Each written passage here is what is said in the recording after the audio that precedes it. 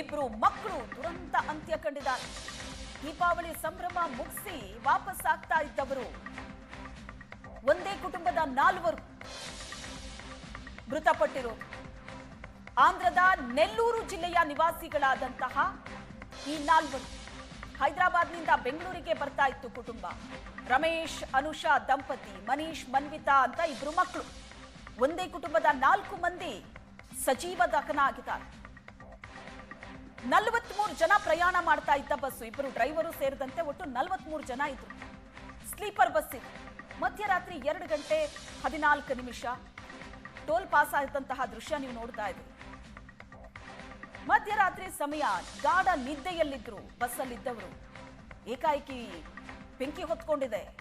ತಕ್ಷಣಕ್ಕೆ ಹೊರಗಡೆ ಬರೋದಕ್ಕಾಗಿಲ್ಲ, ಒಳಗಡೆನೆ ಸಿಕ್ಕಾಕೊಂಡು 20 ಜನ ಸಜೀವ ದಹನ ಆಗಿದ್ದಾರೆ. 15 ನಿಮಿಷದಲ್ಲಿ ಇಡೀ ಬಸ್ ಹೊತ್ತಿ ಉರಿದಿದೆ. ಕೇವಲ 15 ನಿಮಿಷದಲ್ಲಿ. 2018ರಲ್ಲಿ ರಿಜಿಸ್ಟ್ರೇಷನ್ ಆಗಿದ್ದ ಬಸ್ ಇದು. 7 ವರ್ಷ 2 ತಿಂಗಳಿಂದ ಓಡಾಡ್ತಾ ಇತ್ತು ಈ ಬಸ್. ಒಡಿಸ್ಸಾದ ರಾಯಗಢ ಮೂಲದ ಮಾಲೀಕ ಈ ಬಸ್ಸಿನ ಓನರ್.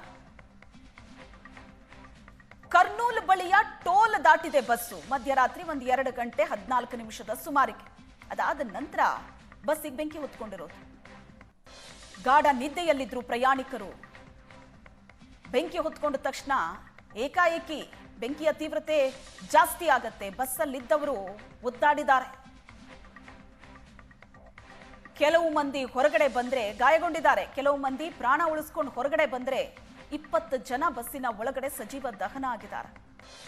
ಇಡೀ ಬಸ್ ಹೊತ್ತಿ ಉರಿದಿದೆ. ಹಿಂದು ಮುಂದು ಬೆಂಕಿ ಜ್ವಾಲೆ ಹೇಗೆ ದಗದಗಿಸ್ತಾ ಇದೆ ಅನ್ನೋದನ್ನ ದೃಶ್ಯದಲ್ಲಿ ನೋಡ್ತಾ ಇದ್ದೀರಿ ನೀವು. ಮೊದಲ ದೃಶ್ಯದಲ್ಲೇ ನಡು ರಸ್ತೆಯಲ್ಲಿ ಬೆಂಕಿ ಹೊತ್ತಿ ಉರಿತಾ ಇರುವಂತಹ ದೃಶ್ಯ.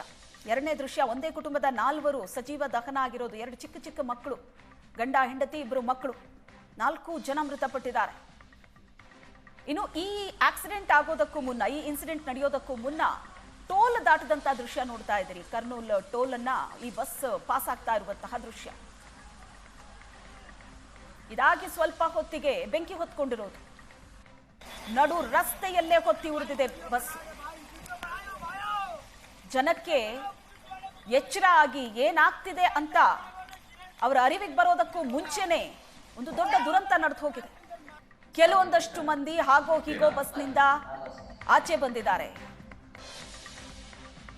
ನಡು ರಾತ್ರಿ ಸಮಯದಲ್ಲಿ ನಡು ರಸ್ತೆಯಲ್ಲಿ ದುರಂತ ನಡೆದ್ರೆ ಅಲ್ಲಿ ಯಾರೂ ಇರಲಿಲ್ಲ ಆ ಕ್ಷಣಕ್ಕೆ.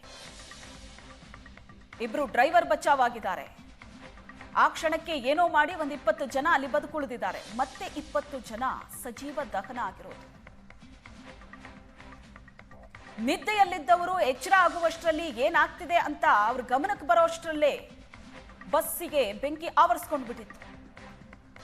ಗಂಡ ಹೆಂಡತಿ 2 ಮಕ್ಕಳು, ಒಂದೇ ಕುಟುಂಬದ 4 ಮಂದಿ ದುರಂತ ಅಂತ್ಯ ಕಂಡಿರೋದು.